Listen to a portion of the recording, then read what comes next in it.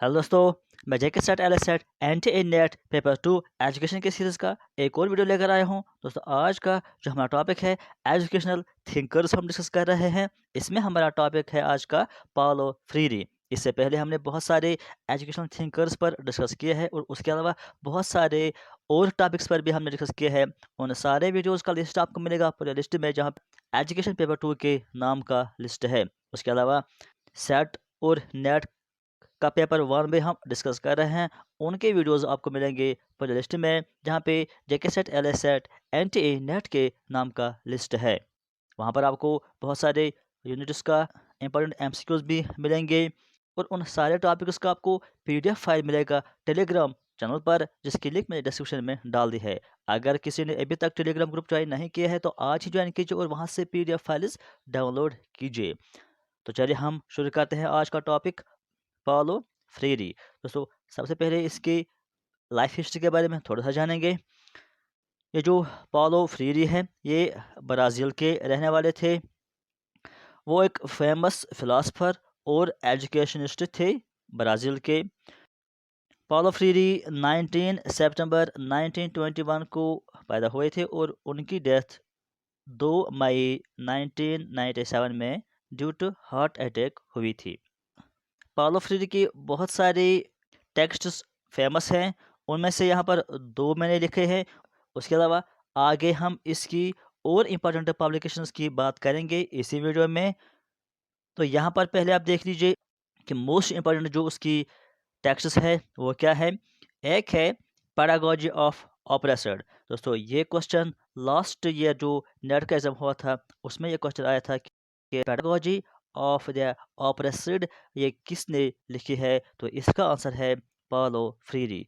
और उसके अलावा एक और वर्क उसने लिखा है, एक और बुक उसने लिखी है, कल्चरल एक्शन फॉर फ्रीडम। ये 2 मोस्ट इम्पोर्टेंट वर्क्स हैं पाउलो फ्रीरी के। आगे जो उसकी और इम्पोर्टेंट पब्लिकेशंस हैं वो भी हम देखेंगे, लेकिन इसके बाद हम पहले देखेंगे एम्स ऑफ एजुकेशन, यानी according to Paulo Freire aims of education क्या होना चाहिए, क्या मकसद होना चाहिए एजुकेशन का। दोस्तों, पाउलो फ्रीरी के मुताबिक एम ऑफ एजुकेशन क्या होना चाहिए।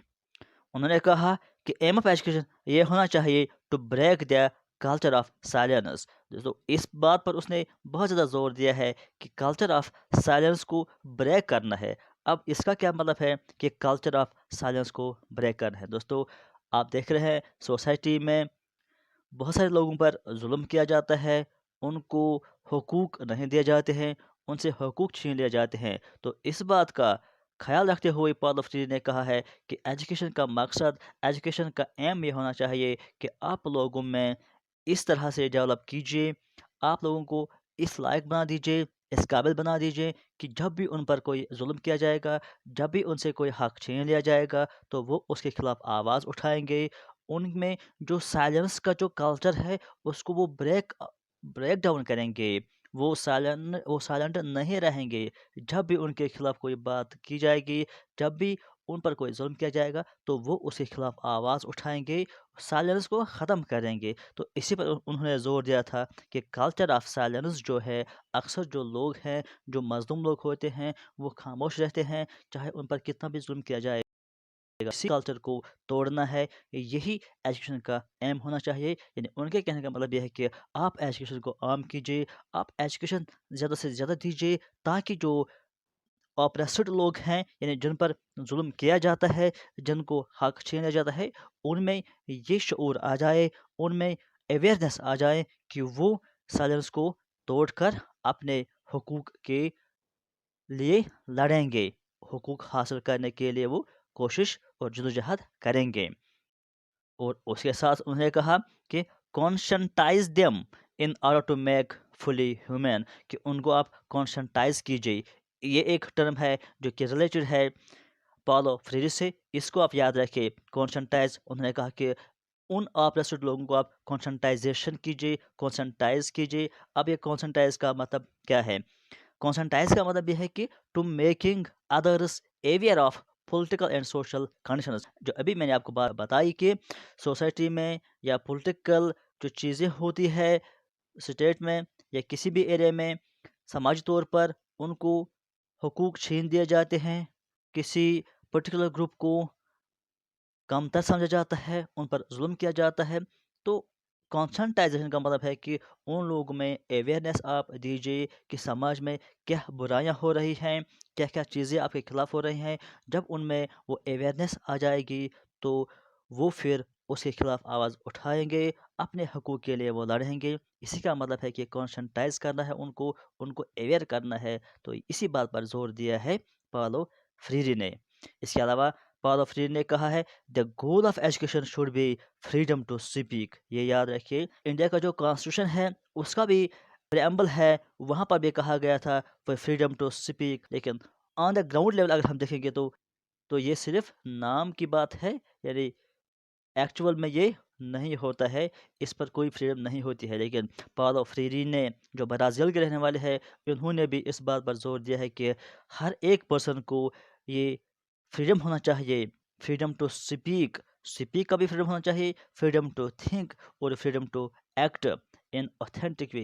यानी जिस तरह से वो चाहेंगे उनको बोलने की आज़ादी होनी चाहिए, उनको सोचने की आज़ादी होनी चाहिए, और उनको एक्ट यानी हर एक जो भी वो एक्ट करेंगे अपने हिसाब से उनको आज़ादी होनी चाहिए। कोई भी रोक, कोई भी टोक उनको नहीं होनी चाहिए, उनको फ्रीडम होना चाहिए। ये एम ऑफ एजुकेशन होना चाहिए, ये कहा था पालो फ्रीरी ने। उसके बाद हम देखते हैं फिलॉसफी, एजुकेशन फिलॉसफी ऑफ पालो फ्रीरी। तो एक बात इम्पॉर्टेंट है जो अक्सर एजुकेशनल थिंकर्स कहते हैं, और वही बात पालो फ्रीरी ने भी कही है कि education should not only deposit information. सिर्फ इंफॉर्मेशन जमा करना, इंफॉर्मेशन को इकट्ठा करना है, किसी चीज़ के बारे में पढ़ना, यही सिर्फ यही एजुकेशन नहीं होता है। तो एजुकेशन क्या होता है? एजुकेशन का मतलब ये है कि आप हायर स्टेजेस ऑफ कॉन्शियसनेस, यानी आप माइंड की हायर स्टेजेस ऑफ कॉन्शियसनेस को ओपन करेंगे, या जिसको हम कहेंगे इन सिंपल वर्ड्स में कि आला सोच के दरवाजे खुल जाने चाहिए, वही एजुकेशन होती है। यानी वही एजुकेशन सही एजुकेशन है जो इंसान की आला सोच के दरवाजे खोल देगा, यानी उसका माइंड क्रिएटिविटी बन जाएगा, वो हर एक प्रॉब्लम का सॉल्यूशन ढूंढेगा, उसके अंदर ब्रॉड थिंकिंग आ जाए। यही एजुकेशन का मकसद होता है। सिर्फ कुछ अल्फाज सीखना, किसी के बारे में इंफॉर्मेशन गेन करना, सिर्फ इतना ही एजुकेशन नहीं होता है। और यह भी कहा था पालो फ्री ने।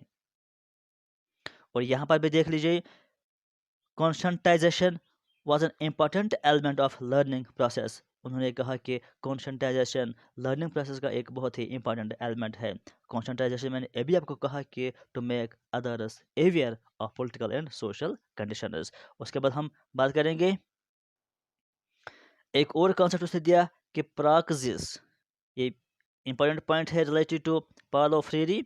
अब ये प्राक्सिस का मतलब क्या है? प्राक्सिस का मतलब ये है कि analysis, discussion and action to change situation. जो भी सिचुएशन होती है उस पर एनालिसिस करना, यानी उसके बारे में जानना, समझना, उस पर डिस्कस करना और उसके लिए कोई एक्शन करना, उसी को हम कहते हैं प्राक्सिस। यानी ये भी रिलेटेड है थोड़ा सा कॉन्शंटाइजेशन के। यानी पालो फ्रीरी का इन शॉर्ट अगर हम बात करेंगे, उसका मकसद ये था कि लोगों में अवेयरनेस आ जाए, उनके अंदर सोच डेवलप हो जाए, वो हर एक चीज़ के बारे में देखेंगे, उसके बारे में एनालिसिस करेंगे, डिस्कस करेंगे, और फिर देखेंगे कि सही क्या है और गलत क्या है। और जो बात उनको लगे कि ये गलत है तो उसके खिलाफ आवाज़ उठाए, और जो बात उनको लगे सही है तो उसके वो फॉलोअर बन जाएं। यानी उनके अंदर कॉन्शियसनेस होना चाहिए, हाई लेवल ऑफ थिंकिंग होना चाहिए।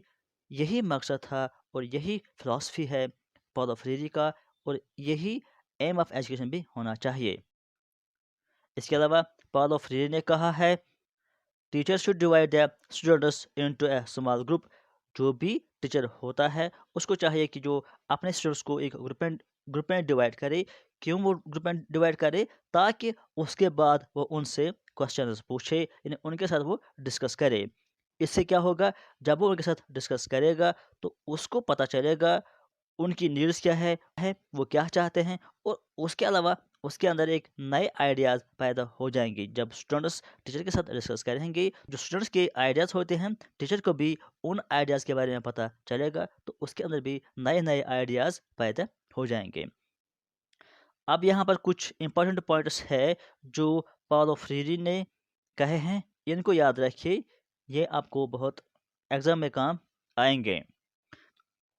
तो सबसे पहले उसने कहा the teacher teachers and the student are taught. Paul ने कहा कि टीचर सिखाता है और स्टूडेंट्स सीखते हैं। Teacher knows everything and the students know nothing. Teacher सबको जानता है और जो स्टूडेंट्स होते हैं वो कुछ भी नहीं जानते हैं। टीचर उनको हर एक बात सिखा देता है। The teacher thinks and the students are taught about. उसके बाद the teacher talks and students listen meekly. जब टीचर बोलता है तो स्टूडेंट्स खामोशी के साथ उसको सुनेंगे। The teacher disciplines and students are disciplined. Teacher teacher के अंदर डिसिप्लिन होता है और वो बच्चों को डिसिप्लिनड बना देता है, उनको डिसिप्लिन सिखा देता है। The teacher is subject of the learning process while the peoples are the object. उसके अलावा एक और इम्पोर्टेंट बात उन्होंने कही, education is practice of liberation because it frees the educated from slavery of silence। यहाँ पर भी देख लीजिए, इस पर उन्होंने ज़्यादा जोर दिया था कि कल्चर ऑफ साइलेंस को ब्रेक करना या स्लेवरी ऑफ साइलेंस को स्लेवरी ऑफ साइलेंस से आज़ाद कर देना।